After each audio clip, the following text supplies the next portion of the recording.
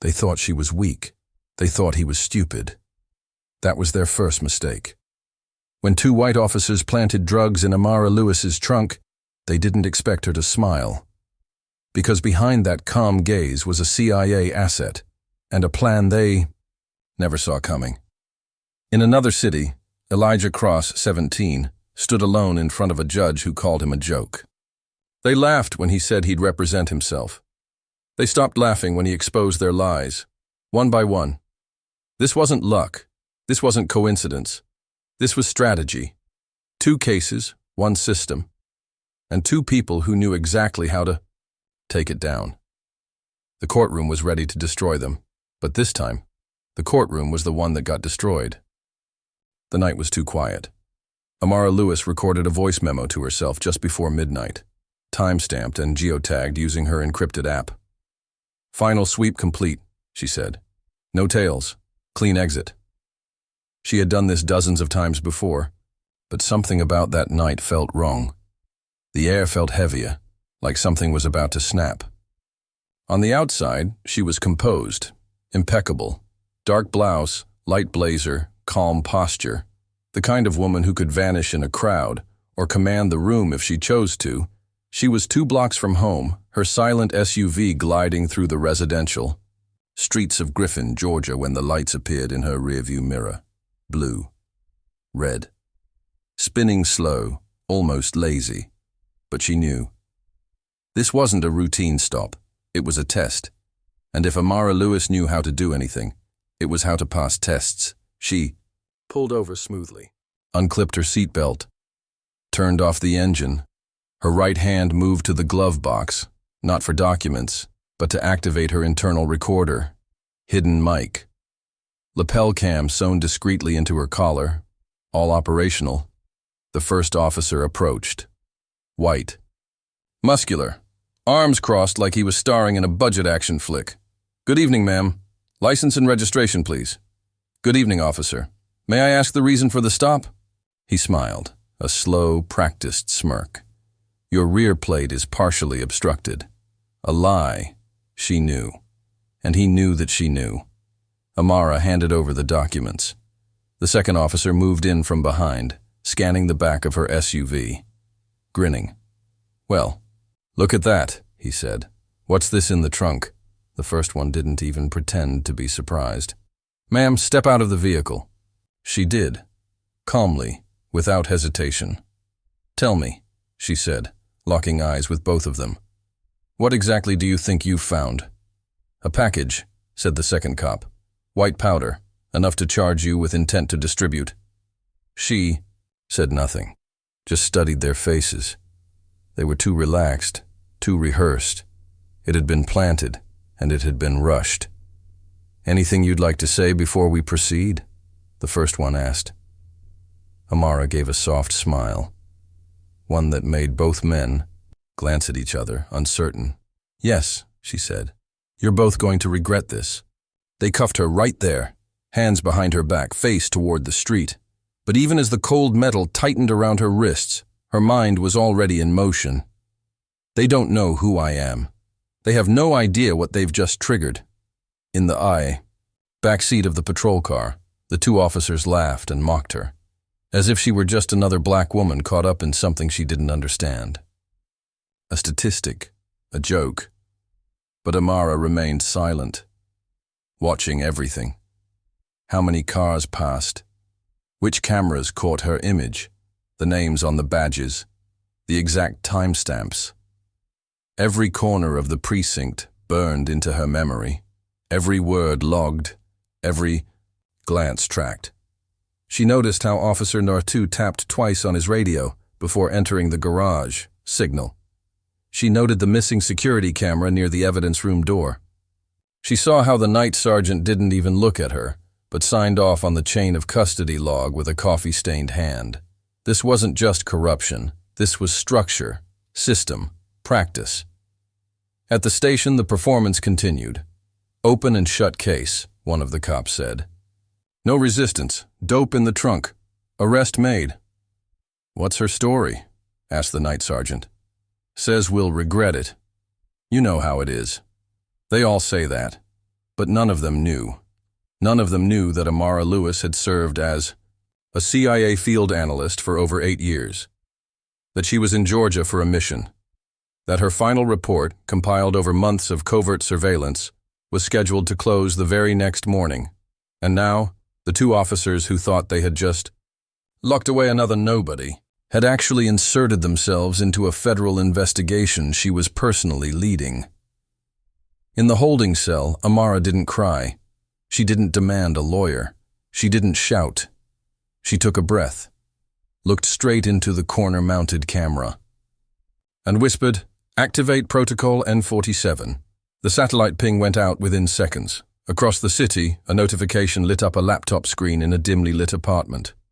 A teen in a hoodie opened the alert, scanned the data, and smiled calmly. Elijah Cross was ready, and he was already preparing the courtroom to burn. Hours passed. The holding cell was freezing. Concrete walls, rusted bench, fluorescent lights that buzzed like angry bees. Amara sat motionless, her back straight, eyes half-lidded but alert. She didn't need sleep. She needed timing. She knew how long it would take for her signal to reach her team. She knew the CIA's off-the-books protocol timelines better than the officers pacing outside knew their own patrol schedules. She wasn't worried. Not even when the officer from earlier leaned on the bars of her cell with a plastic smile. "You're quiet," he said, tapping the bars. "Most folks are a lot louder their first time." Amara didn't flinch. "Most folks aren't me." That rattled him, just a little. Enough for his smirk to falter. "You'll be in front of a judge by noon," he muttered, stepping back. "Let's see how calm you are then." She nodded once. Not because she agreed. Because the timeline was perfect. Her judge wasn't just any judge. Her team had selected that court for a reason. The DA's office was being watched. The courthouse had federal probes hidden in plain sight. And soon, another piece of the puzzle would enter that courtroom. Elijah, the teenager the system underestimated, the prodigy the streets didn't understand, the final domino. As dawn crept over the city, Amara allowed herself one deep breath. They had framed the wrong woman. And in a few hours, the court would find out just how big of a mistake that was. 3 months earlier. Langley, Virginia. The briefing room was silent. Amara stood at the head of a long oak table surrounded by grim-faced officials. The projector behind her displayed a map. Red pins scattered across small towns, all in the south. Cities, no one. Remembered. Departments no one monitored. Operation Prism, she had said. Our objective, identify, document, and dismantle racially motivated abuses embedded in rural precincts. The room didn't move. Her voice cut through it. No cameras, no uniforms, no protection. I go in alone. She'd seen the patterns, fabricated. Evidence, manufactured charges, planted drugs, and silent courts that processed lives like paperwork. She was done analyzing. It was time to infiltrate. And now, sitting in that cell, Amara replayed that moment in her mind. This wasn't a deviation. From the plan, this was the plan. They had taken the bait. What they didn't know, what no one in that precinct could possibly imagine, was that they had also triggered a backup protocol.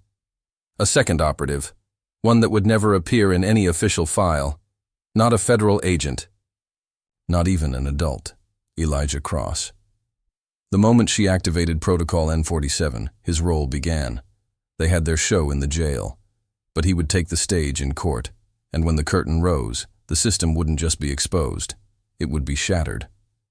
The courtroom was colder than the street outside. Elijah Cross sat at the defense table alone. No lawyer by his side. Just him. 17 years old, hoodie under an oversized gray blazer, calm eyes fixed on the judge. He didn't blink, didn't fidget, didn't smile.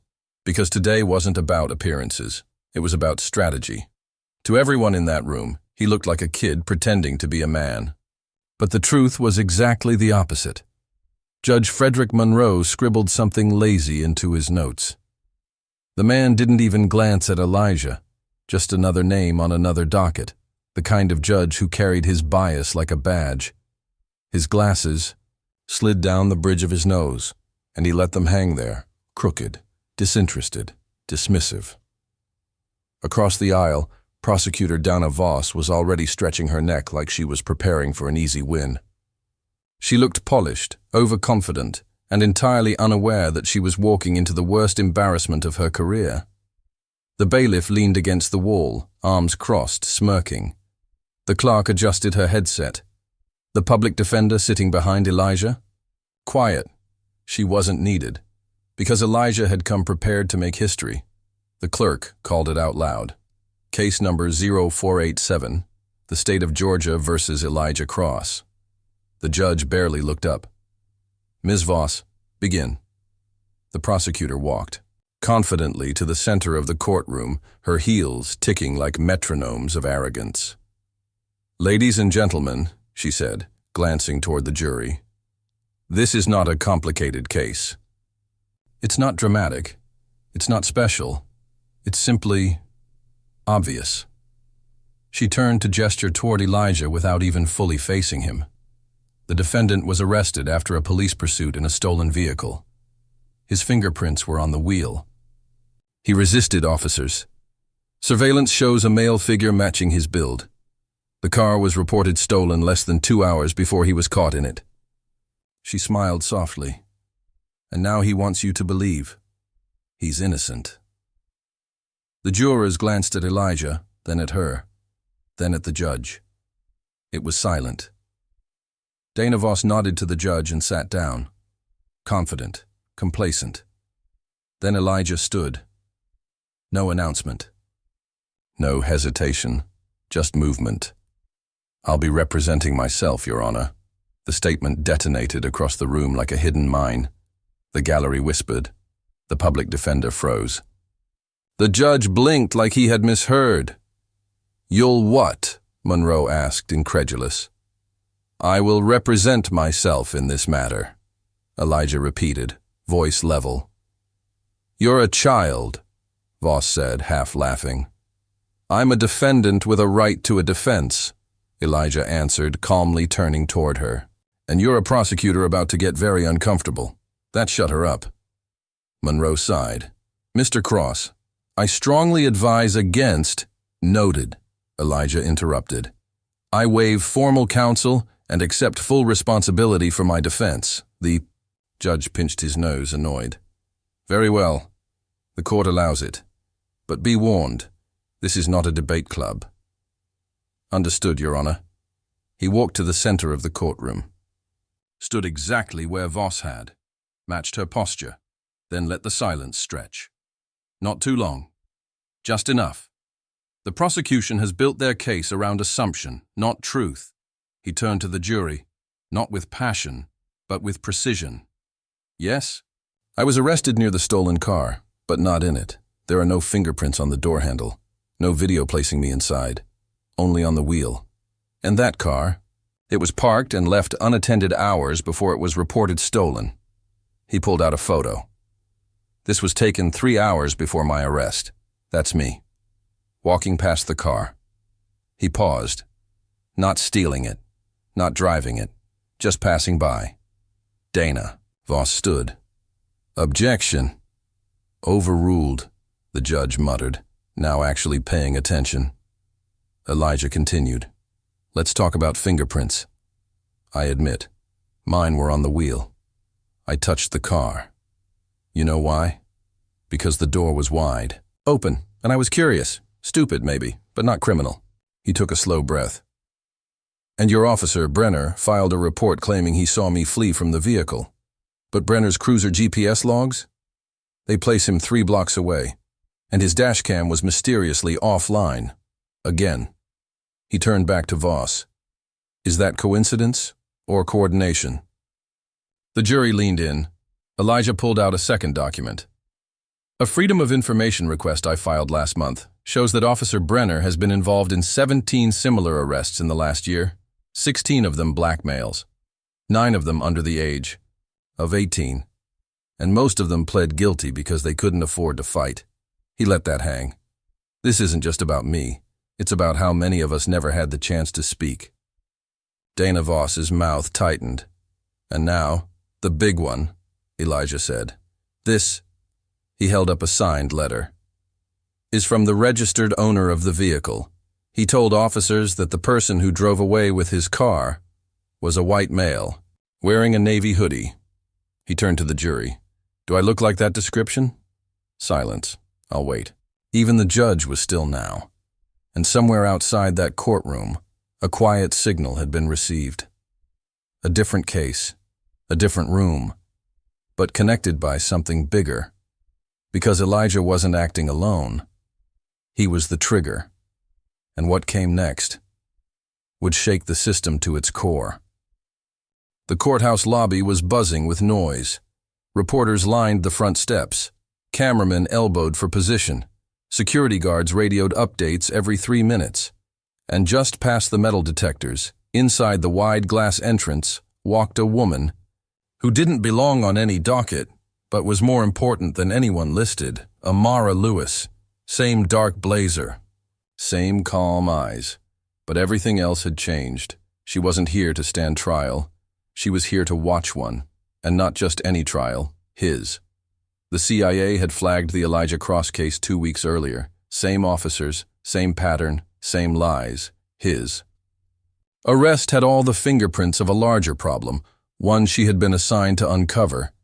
Today wasn't just about exposure. It was about confirmation. If the courtroom showed what she expected, it would be enough to greenlight federal intervention. So, she came in plain clothes, no badge, no statement. Just silence, and eyes wide open. Inside courtroom 3B, Elijah had just dismantled the prosecution's timeline. The air was different now. Thick, uneasy. The jury leaned forward. The judge rubbed his temple. The prosecutor flipped through her notes, like she'd lost the plot. Amara slipped quietly into the last row. Her presence caused no stir. She wasn't the story today. Elijah was, but she wasn't there to clap for him. She was there to see if he was ready. Her eyes scanned the room. Exit doors, jury reactions, security cameras, and Elijah himself. His stance, tone, command of the evidence. He wasn't improvising. He was executing. Exhibit D, he said from the front of the courtroom. Surveillance footage time-stamped 5 minutes before my alleged arrest, showing someone else exiting the vehicle. Amara blinked slowly. That was the break she needed. He wasn't just poking holes in the prosecution. He was proving pattern. He was validating everything she'd documented across 3 counties. The agents waiting outside didn't know it yet. But the moment was coming. 2 rows ahead, Officers Daniel Brener and Kyle Murch sat side by side. The same officers who had framed Amara 3 nights earlier. They weren't here to testify. They were here to intimidate. But Amara didn't scare easily. She turned her head just enough to make eye contact. Not a word, not a gesture, just presence. And the message landed. You're already exposed. Elijah turned, scanning the gallery for effect, and for the first time his eyes met hers. It was a moment, silent, charged. Not recognition, but alignment. 2 different lives. 1 system. 1 war. And today, for the first time, both weapons were in the same room. The judge sighed.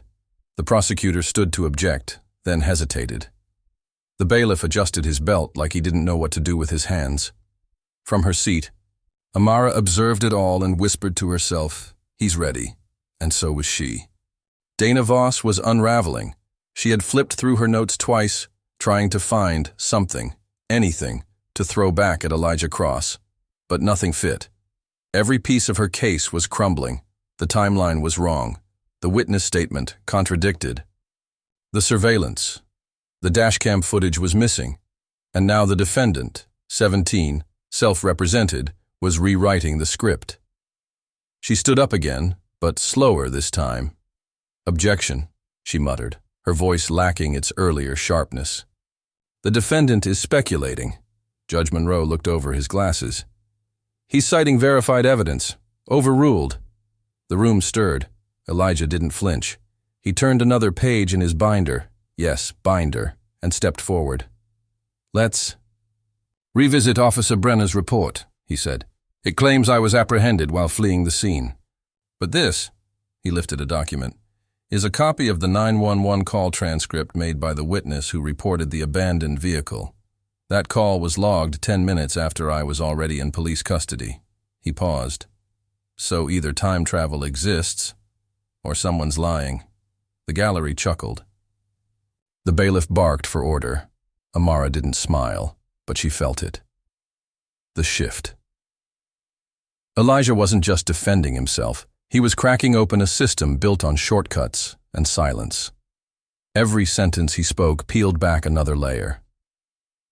She had seen dozens of cases like this, but never one that unfolded so fast, so live. She glanced toward the officers in the back. Brener's jaw was clenched. Murch's leg was bouncing. Desperation. That's when it happened. A figure slipped out from a side door near the courtroom exit. Another officer, not in uniform, moving fast. Too fast. Amara clocked him immediately. She rose from her seat, discreetly tapping the side of her watch. 3 taps. Protocol signal. Elijah noticed the motion. He blinked once and pivoted. If I may, he said, I'd like to submit a motion for judicial review regarding Officer Brener's repeated misconduct complaints. Most of them were closed without investigation. The judge's pen froze in midair. Voss stepped forward. This is inappropriate. He's not even a licensed attorney. Correct, Elijah replied. But I am a citizen, and this court exists to serve justice, not protect authority. The room vibrated with energy, and then the back doors opened. 2 men in black suits stepped inside. Quiet, controlled, federal. Amara didn't look. She didn't need to. They were hers. The agents took positions on opposite sides of the room. The judge sat back in his chair, suddenly alert. Who the hell are they? Voss whispered. Elijah just smiled. You're about to find out. Monroe adjusted his posture. The gallery fell dead silent. From the back, a clear voice broke the silence. This courtroom is now under federal observation. Continue as scheduled. Amara sat again, her expression unreadable. She had sent the signal. Now it was in motion. Elijah turned back to the jury.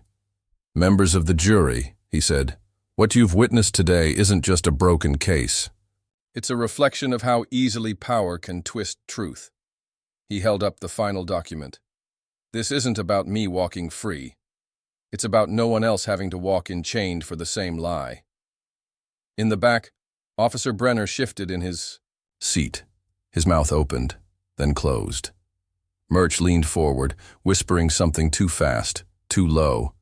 Elijah saw it. Everyone saw it. The system had stopped hiding. Now it was panicking, and panic always comes before collapse. The silence after Elijah's final line hung in the courtroom like fog before a storm. Even the judge didn't move. The jury had stopped blinking. Dana Voss stared blankly at the folder in front of her, its contents now meaningless. The gallery sat stiff, watching the room not like spectators, but like witnesses to a collapse. And in that stillness, one person stood. Amara Lewis. Not loud, not fast, just rising, calmly, deliberately. She walked down the aisle. Each step echoed louder than any gavel. The federal agents didn't stop her. They didn't need to. She reached the front row and stopped, locking eyes with Judge Monroe. Your Honor, she said, voice even. I'd like to address the court as a verified federal witness. The judge's eyes narrowed. On whose authority? She reached into her coat, slowly, deliberately, and pulled out a folded letter. She passed it to the bailiff, who delivered it to Monroe. He opened it, read it, then sat back in his chair like someone had pulled the ground out from under him. I see, he muttered. Proceed. Elijah stepped aside. Amara turned to the jury. "My name is Amara Lewis," she said. "I've spent the last 8 months embedded in a covert federal investigation targeting corruption across multiple precincts in this state."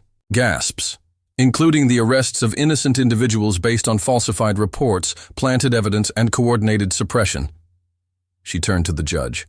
"I was arrested 3 nights ago under those very conditions." She looked toward the back of the room. At Officers Brener and Murch. They were already standing.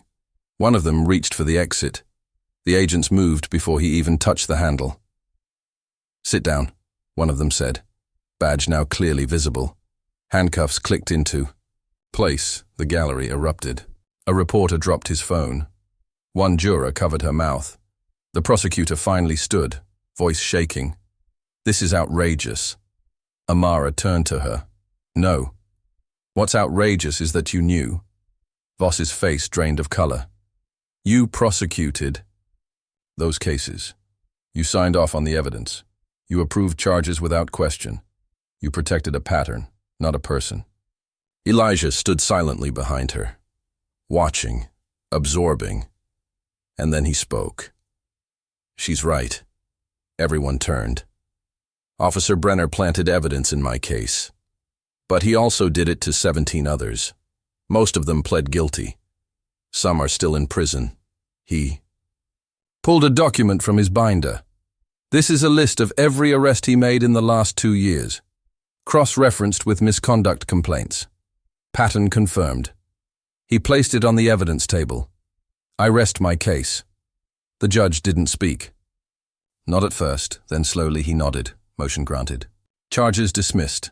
Elijah Cross, free to go. Applause. Not loud, just enough. From the jury box, from the gallery, from the soul. But Amara wasn't done. She faced the courtroom one last time.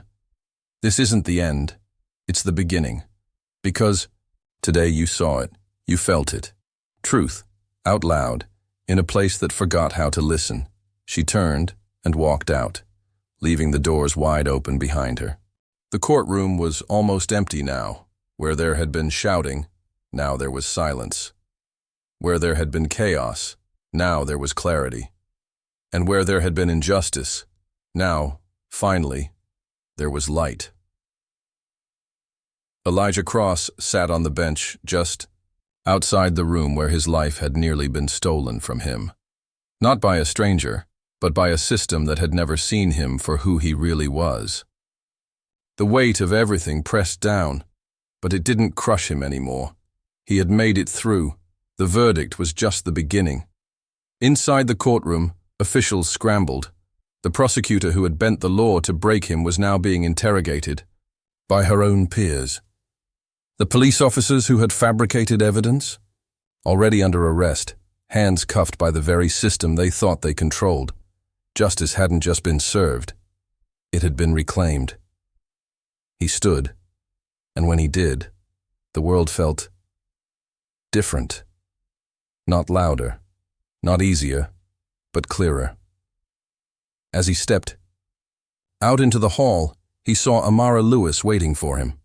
She wasn't leaning against a wall. She wasn't making a show of control. She simply stood, calm, composed, and watching. Their eyes met. "You did it," she said. Elijah shook his head. "No, we did." She handed him a folder, thicker than the one they'd used in court. On the front, names, dozens of them, cases that had been buried, overlooked, or ignored. Victims who had never gotten their day in court. Evidence that had been sealed away under fear and power. "This is what comes next," Amara said. Elijah looked at the file, then back at her. "Is this a job offer?" She smiled faintly. "It's a war." He opened the folder. Page after page of truth the world hadn't seen yet, and then a page at the back. His name. Not under suspect, not under defendant, under witness, under leader. He closed the file. "I'm not ready." "You don't have to be," she said. "You just have to walk forward." She gestured to the doors. Outside, the courthouse steps glowed gold in the late afternoon sun. Reporters swarmed the sidewalk. The public buzzed, but Elijah didn't move yet. He took one last look around, at the space where he'd nearly been erased, at the people who had tried to erase him, and at the woman who had helped him rewrite the ending. Then he walked, step by step, until his shoes met the marble at the top of the stairs. He didn't pose for pictures, he didn't raise his fists, he didn't speak, but everything about him said it loud enough. I'm still here. He paused at the last step. The wind lifted his jacket slightly. Below, the world waited. Behind him, the courthouse doors, massive, cold, and ancient, remained open, wide, unashamed. He turned back for just a second and thought about every kid who would walk through those doors one day, every voice still waiting to be heard, every life still hanging in the balance. Then he faced forward, no longer a number, no longer a suspect, no longer anyone's pawn.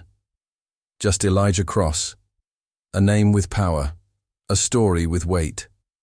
And as he walked into the light, one final truth echoed louder than any verdict. The doors stayed open. They tried to silence her, they underestimated him, but together they exposed everything. This is the true story of how a corrupt system nearly destroyed 2 lives, until those same lives stood up, spoke out, and brought the entire courtroom to a standstill. From a quiet arrest in Georgia to the most unforgettable moment in court, this isn't just a story about justice. It's about power, courage, and truth. If this story moved you, share it. Let the world know that silence protects no one, and the truth always finds its voice. Subscribe for more stories that reveal what happens when the underestimated fight back.